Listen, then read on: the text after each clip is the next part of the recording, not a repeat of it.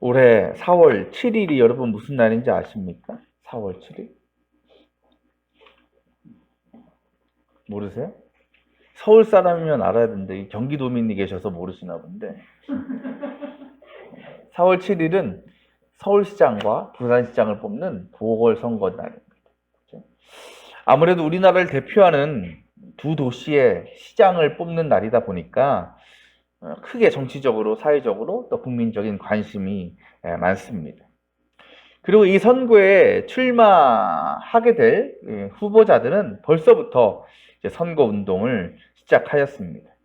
근데 여러분, 혹시 이 후보자들이 선거 운동을 하면서 어디서 시작하는지 아십니까? 그러니까 선거 운동이 본격적으로 시작되는 곳이 어딘지 아셔요? 그렇죠. 전통시장, 재래시장이라는 거예요. 재미있게도요, 지난 주간 동안에 또 설도 앞두고 있으니까 대부분의 유력 후보들이 여러 시장들을 방문해서 상인들과 또 서민들을 만났습니다. 사실 이러한 패턴은 그간 수십 년간의 선거 역사에 있어서 지겹도록 반복되는 일입니다. 그래서 지난주 뉴스를 봤는데 한 뉴스에서 그 시장의 상인들을 대상으로 질문을 한 거예요. 이렇게 후보자들이 시장을 방문하는 것에 대해서 어떻게 생각하느냐. 그랬더니 대부분의 상인들이 뭐라고 대답했을까요? 시장의 부흥과 발전을 위해서 너무 감사하고 좋습니다. 이랬을까요? 아니에요. 별로 도움이 안 된대. 왜? 가뜩이나 손님, 설 앞두고 손님 하기 바쁜데 왜 그 사람들이 자기만 오지 않잖아요. 우르르 몰려다니잖아요. 복잡하게 막 짜증나네. 누구만 좋냐? 상인회 사람들. 그죠? 상인회가 있잖아요. 그 대표들. 그 사람들만 좋다는 거예요. 그리고 이런 질문을 줬어요. 전직 의원들한테 이렇게 선거철에 후보자들이 시장을 방문하는 게 선거에 도움이 되셨습니까? 라는 질문을 했다는 거예요. 그랬더니 후보자들이 이런 대답을 했습니다. 서민적 이미지를 만들기 위해서 가는 것이지 실제 득표에는 효과가 있는지 모르겠다. 또 어떤 분은 이렇게 얘기해요. 상대 후보가 갔다면 나도 가야 손해를 안 본다. 한마디로 보면 그냥 쇼하는 거예요. 서민 코스프레에 불과한 모습이라는 겁니다. 그럼에도 가는 거예요. 왜? 도움이 된다고 생각하기 때문에 가는 거 아니겠어요, 결국은? 근데 그건 괜찮아. 뭐 가는 걸 누가 뭐라 그러겠어요. 근데 문제는 뭐냐면 그 이후라는 거예요. 선거가 끝난 이후에. 왜 사람들이 정치인들을 불신합니까? 왜 못 믿어합니까? 당선 전과 당선 후의 모습이, 행동이 너무나 다르기 때문이죠. 그렇게 선거 전에는 국민 앞에 머리를 조아리고 겸손했던 사람들은요, 더 이상 그런 모습을 찾아볼 수 없어요. 선거가 끝나면 전통시장 같은 서민들의 삶의 현장에서 그들의 모습은 찾아볼 수 없습니다. 국민만을 일하겠다고, 서민을 위한 정치를 하겠다고 호언장담하던 사람들이 그저 자신의 유익과 권익만을 쫓기에 바쁘다라는 거예요. 그런 모습에 국민들은 실망하게 되는 것이고, 그렇게 돼 정치인들에 대한 신뢰도는 떨어질 수밖에 없는 거죠. 오늘 말씀을 보면 예수님께서 세 명의 제자들, 대표적인 제자들이죠. 베드로, 야고보, 요한을 데리고 높은 산에 올라가셨습니다. 근데 예수님께서 오늘 그 제자들과 산에 오르시기 전에 제자들에게 중요한 질문을 하나 던지셨어요. 그것이 뭐냐면 너희가 나를 누구라고 하느냐라는 거예요. 그러니까 너희는 나를 어떻게 바라보고 어떤 존재로 생각하고 있느냐죠. 그때 베드로가 예수님 마음에 흡족한 대답을 했죠. 뭐라 그럽니까? 주님은 그리스도이십니다. 구세주라는 것을 베드로가 믿음으로 고백했습니다. 그 베드로의 대답에 이어서 예수님께서 한 가지 예언을 하셨는데 그게 뭐냐? 자신이 죽고 부활할 것이라는 거예요. 예수님께서 처음으로 제자들에게 자신의 죽음과 부활을 예고하신 사건이죠. 그 일이 있은 후 6일 후에 그 제자 3명을 데리고 산에 올라가신 겁니다. 왜 올라가셨을까? 그 이유 중 하나는 베드로가 고백했던 주님은 그리스도입니다. 구세주라는 사실, 그것이 진짜임을, 진리임을, 사실임을 제자들에게 확인시켜 주시기 위해서 올라가셨다라는 거예요. 무엇을 통해서? 그 산에서 내가 어떻게 되는 것? 변화되는 것. 그래서 어떻게 변화되었다고 오늘 말씀 나옵니까? 3절에 그 옷은 세상에 어떤 빨래꾼이라도 그렇게 희귀할 수 없을 만큼 새하얗게 빛났다. 한마디로 하나님의 영광의 강체가 예수님에게 나타난 거예요. 얼마나 깜짝 놀랐을까요, 제자들이. 근데요, 놀랄 일은요, 그걸로 끝나지 않아요. 더 놀랄 일이 나타납니다. 뭐예요? 누가 나타났어요? 엘리야와 모세가 짠 하고 등장한 거예요. 엘리야 누굽니까? 이스라엘 위대한 선지자죠. 과거에 구약 우리가 말씀을 받아 알지만 메시아가 이제 올 것이다. 하나님의 아들이 메시아로 올 것이라는 걸 선포한 사람이 이 엘리야예요. 또 우리 모세는 너무나 잘 알죠? 이스라엘 애굽에서 탈출시키고 시내산에서 하나님의 계명을 직접 받아서 전해준 사람. 구약의 율법을 대표하는 사람이 지도자가 모세였어요. 또한 모세는요, 당시 유대인 랍비들이 메시아가 오시면 그의 동반자로서 모세가 함께 올 것이다라고 믿기도 했던 위대한 사람이었다.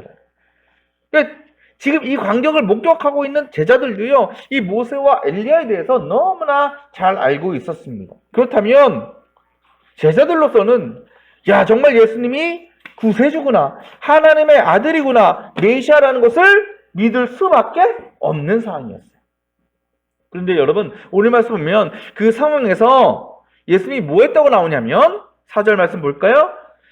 함께 그들에게 나타나더니 예수와 말을 주고받았다라 그러죠. 예수님과 대화를 했다라는 거예요. 그 대화의 내용이 무엇이냐? 동일한 말씀 기록된 누가복음은 이렇게 얘기합니다. 예수께서 예루살렘에서 이루실 일, 곧 그의 떠나가심에 대해서 그들과 얘기하고 있었다.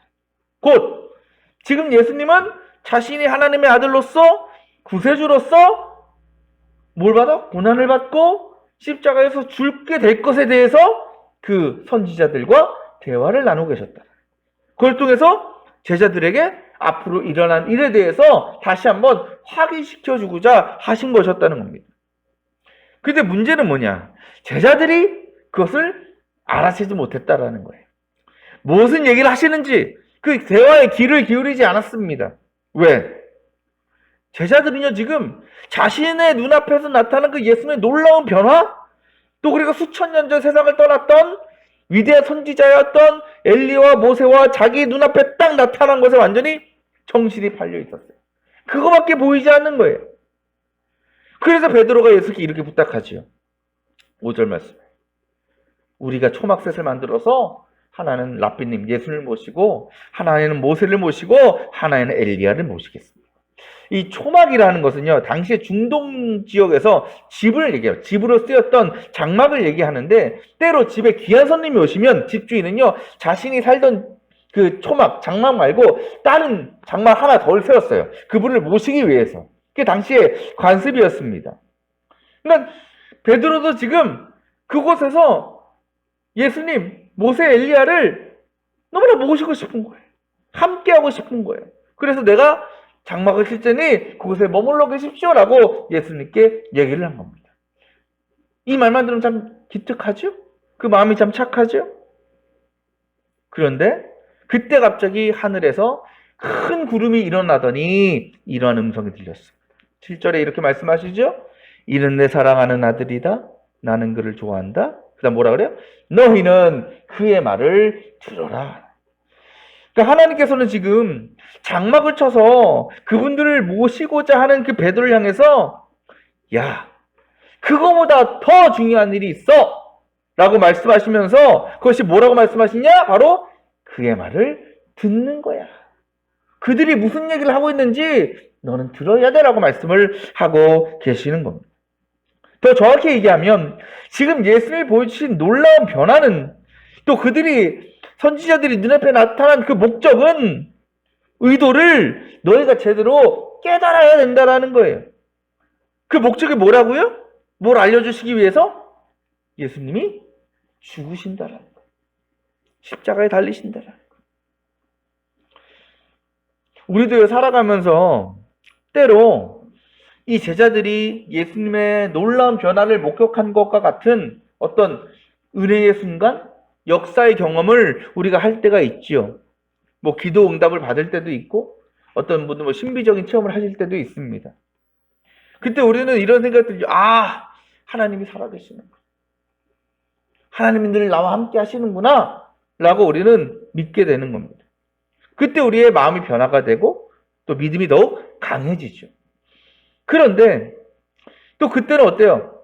정말 순종해야지 정말. 이렇게 은혜를 주셨는데 내가 하나님 떠나지 않고 앞으로 열심히 살아야지 결단한다라는 거예요. 그런데 솔직히 얘기하면 그 은혜의 시간이 끝나고 나면 시간이 흐르면 흐를수록 우리의 그 변화된 마음이 점점 이전으로 돌아간다라는 거예요. 특히 고난과 어려움을 만나게 될 때 그때도 처음처럼 내가 주님을 나의 구세주로 섬기고 내가 하나님의 아들로 모시고 순종하겠습니다라고 살기가 쉽지 않다라는 겁니다. 실제로 예수님도요, 그 산에서 놀랍게 변화됐잖아요. 근데 그 산을 내려오신 다음에 어떻게 되셨습니까? 그 인생을 보면 참 내리막길이에요, 내리막길. 인간들에게 수치를 당하고 핍박을 받으셨죠. 가장 비참한 형벌인 십자가에 달려 죽기까지 하셨습니다. 여러분, 차라리 베드로가 장막을 만들라고 했을 때 그냥 그렇게 하라고 하셨으면 그런 일 안 당하셨을 텐데 편안하게 그냥 계셨을 텐데 그렇게 되셨더라. 그걸 거절하시고 나서 결국 모든 영광을 버리고 죽으심을 당하셨다라는 겁니다. 그런 예수님께서 제자들에게 분명히 전하고 싶으셨던 메시지가 있었다라는 거예요. 그게 뭘까요? 바로 지금 내가 이 산 위에서 영광의 모습으로 변화된 모습으로 나타났을 때에도 하나님의 아들이고 비록 예루살렘에서 사람들에게 고난을 받고 수치를 당하더라도 여전히 너희를 위한 구세주다라는 것을 알려주시고자 하셨다라는 겁니다. 그래서 내가 채찍에 맞고 수치스러운 모습으로 너희들 앞에 선다고 할지라도 너희는 반드시 그 산에서 나타났던 내가 변화되었던 그 놀라운 일을 기억하고 끝까지 믿음을 잃지 말아라 라고 말씀하고 계신다라는 거죠. 여러분 정말 그렇지 않아요? 제자들에게 보여주신 그 놀라운 변화의 모습 꼭 그것이어야만 예수님이 하나님의 아들이 되시는 것입니까? 구세주가 되시는 것입니까? 예수님께서 고난을 받고 사람들에게 수치를 당하신다면 또 더 나아가서 십자가에 달려 죽게 되신다면 더 이상 예수님은 구세주가 되실 수 없는 겁니까? 하나님의 아들이 아닌 겁니까? 우리 그럴 때 있잖아요.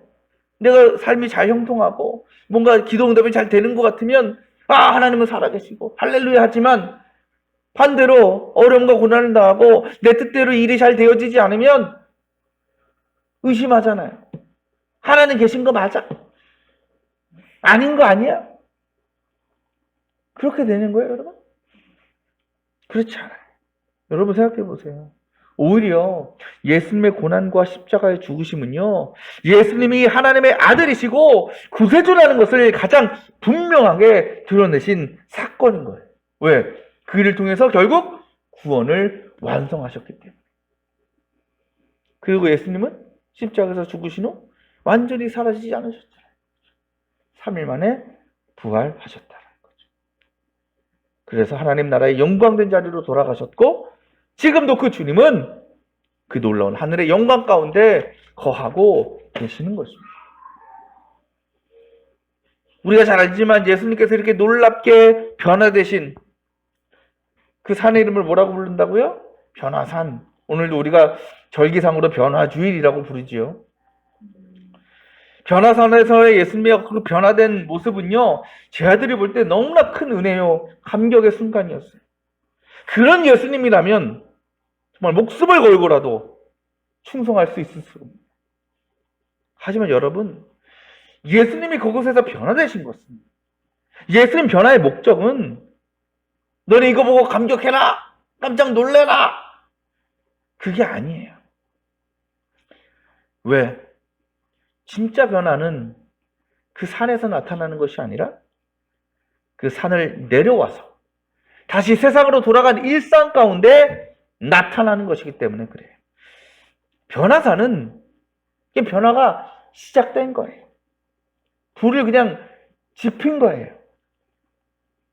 예수님은 자신이 영광된 모습으로 변화된 것을 통해서 그 변화의 시작을 제자들에게 알려주신 것 뿐입니다. 그렇다면 제자들이 할 일은 초막을 지어가지고 그 순간을 영원히 기억하려고 하는 것이 아니고, 그곳에서 예수님과 선지자들을 모시는 것이 아니고, 거기서 경험한 예수님의 능력을, 영광을, 은혜를 늘 품고 붙들고 세상 가운데 나가서 말씀대로 순종하는 삶을 살아가는 것이었다라는 거예요. 그걸 주님이 원하셨다라는 거예요. 혹 그 일을 감당하면서 고난당해도, 어려움을 당해도 그때 변화산에서 예수님을 기억하면서, 그때 예수님 그렇게 능력 보여주셨지, 영광을 나타내셨지, 끝까지 그 기억과 그 믿음을 가지고 그 신앙의 길을 걸어가는 것, 그것이 예수님의 결국의 목적이었고 원하시는 뜻이었다라는 겁니다. 4월 보궐선거를 앞두고 수많은 후보들이 당선되기 위해서, 당선된 영광을 누리기 위해서 국민들 앞에 허리를 굽히고 겸손하고 또 낮아짐의 모습을 보여줍니다. 하지만 그것보다 더 중요한 것이 있죠. 바로 선거가 끝난 후, 당선이 되었다면 당선의 영광을 누린 이후 똑같이 그럴 수 있는, 그러한 모습을 보여줄 수 있느냐. 더 이상 당선의 영광과 기쁨에만 머물러 있는 것이 아니라 이제는 오로지 국민을 위한 일, 또 자신들이 내놓은 공약들이 있지 않겠어요? 그것을 지키는 일에 최선을 다해야 되는 거죠. 영광의 순간을 그때로 끝내고 감사함을 가지고 자신을 지지해준 국민들에게 감사하면서 맡은 일들을 잘 해나가는 것이 더 중요한 것 아니겠어요? 우리도 마찬가지예요. 하나님께서는요, 우리의 삶 가운데 분명히 이 제자들이 경험한 놀라운 은혜의 순간, 영광의 순간을 누리게 하십니다. 그 순간을 허락하십니다. 그때 우리는 하나님이 살아계셔, 하나님은 나와 함께 하심을 우리는 고백하고 경험합니다. 우리의 마음의 변화가 일어나고 우리의 삶 가운데 주님을 향한 열정이 막 생겨납니다. 그렇다면 그 감격과 그 기쁨은 그 순간 끝나는 것이 아니고 그 이후에 우리의 믿음의 삶 전체에 동일하게 나타나야 되는 겁니다. 조금이라도 어렵고 힘든 일이 생기면 금세 사라져버리는 것이 아니라 우리가 그때 받았던 은혜로, 그때 받았던 능력으로, 그때 경험했던 그 영광된 모습, 그것을 가지고 우리가 앞으로 만나는 모든 상황들을 감당하고 이겨나갈 수 있어야 한다는 겁니다. 제들에게요, 변화산에서의 놀라운 경험, 그리고 하나님께서 우리에게 주시는 그 은혜의 경험들은 그 순간을 즐기고 그때만 누리라고 허락하시는 것이 아닙니다. 오늘 이전의 말씀에 주님께서 중요한 말씀을 하셔요. 주님의 제자가 되는 게 어떤 길이냐. 그 말씀처럼 우리가 하나님의 자녀, 주님의 제자로서 뭐 하는 거예요? 자신을 부인하고 자기 십자가를 지고 주님을 따라갈 때에 그 십자가의 길, 믿음의 길을 잘 걸어가고 매일의 사명들을 감당할 수 있는 힘과 능력을 주시기 위해서 그와 같은 은혜의 경험들을 주님의 능력으로 우리에게 보여주셨다는 것을 우리는 반드시 기억해야 하는 것입니다. 여러분, 우리 하나님은요, 흔히 말하는 영광의 순간, 능력의 때에만 우리와 함께 하시는 것이 아닙니다. 오직 그 변화산에여야만 주님의 영광과 능력을 경험하는 것이 절대로 아닙니다. 그곳에서도 물론 주님은 영광스러운 주님이었지만 그곳을 내려오신 후 사람들에게 엄청난 고난과 핍박을 받으실 때에도 주님은 영광의 주님이셨습니다. 십자가에 달려 죽으시는 그 비참한 순간까지도 하나님은 예수님을 향해 예수님께 가장 큰 영광을 보여주셨습니다. 우리도 언제까지 그 변화산에서의 예수님의 모습만을 기억하고 그 능력을 경험할 수는 없습니다. 왜? 주님은 우리에게 더 크고 놀라운 은혜를 준비하고 계시기 때문입니다. 그 일을 위해서 우리에게 이렇게 말씀하셔요. 오늘 말씀 제목이 뭡니까? 하산하라. 내려와야 되는 거예요. 영광의 순간은 그 자체를 위해 존재하는 것이 아닙니다. 그 영광의 경험은 앞으로 우리가 믿음의 길을 잘 걸어갈 수 있는 힘과 능력이 되는 것입니다. 변화산에서나 십자가에서나 주님의 영광은 변함이 없었습니다. 우리의 삶이 형통하고 원하는 대로 이루어질 때나 혹은 고난과 어려움에 빠질 때에도 주님은 여전히 크신 영광과 능력 가운데 우리와 함께 계시는 것입니다. 그 언제나 변함없는 영광의 주님, 그리고 그 주님께서 허락하시는 매 순간의 은혜를 우리가 누리면서 주님께서 허락하신 믿음의 사명들을 끝까지 잘 감당할 수 있기를 바랍니다.